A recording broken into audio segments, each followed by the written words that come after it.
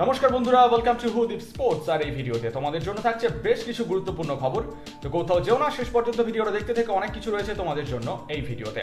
এবং ভিডিওটা শুরুর আগে যারা যারা চ্যানেলে নতুন, প্লিজ চ্যানেলটাকে সাবস্ক্রাইব করে পাশের বেল আইকনটিকে প্রেস করতে কিন্তু একদমই ভুলবে না।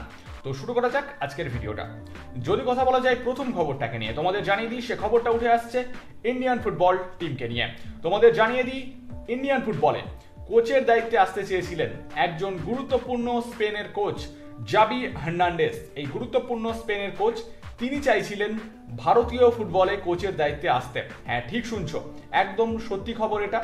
কিন্তু যে খবরটা সেটা হচ্ছে যে AIFF তারা কিন্তু জাবি হার্নান্ডেজকে তারা ভারতীয় দলে কোচের দায়িত্বে রাখতে চাইছে না। তার কারণ হচ্ছে টাকা, এবং সে কারণেই কিন্তু জাবি হার্নান্ডেজ তিনি চাইলেও ভারতীয় ফুটবল দলে তিনি কোচের দায়িত্বে আসছেন না।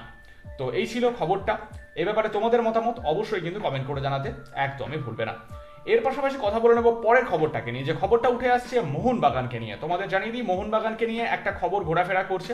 যে খবরটা হচ্ছে যে মোহনবাগান তাদের দলে আনতে পারে একজন নতুন বিদেশি ফুটবলার, যে নামটা তিনি হচ্ছেন লিয়াম পলওয়ার্থ। এই গুরুত্বপূর্ণ স্কটল্যান্ডের মিডফিল্ডার, 30 বছর বয়সী, তার সাথে মোহনবাগানের একটা কথাবার্তা চলছে, এরকম একটা খবর কিন্তু ঘোরাফেরা করছে। এবং এই প্লেয়ারটার কথা যদি বলা যায়, লিয়াম পলওয়ার্থ 30 বছর বয়সী স্কটল্যান্ডের মিডফিল্ডার, যিনি কিন্তু স্কটল্যান্ডের আন্ডার 16, স্কটল্যান্ডের আন্ডার 17 এবং স্কটল্যান্ডের আন্ডার 21 টিমে খেলেছেন।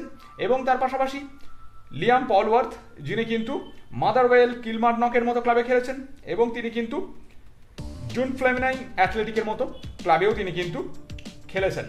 তো তার সাথে মোহনবাগানের একটা কথাবার্তা চলছে, এবং যদি সবকিছু ঠিকঠাক থাকে তিনি হয়তো আসতে পারেন মোহনবাগানে।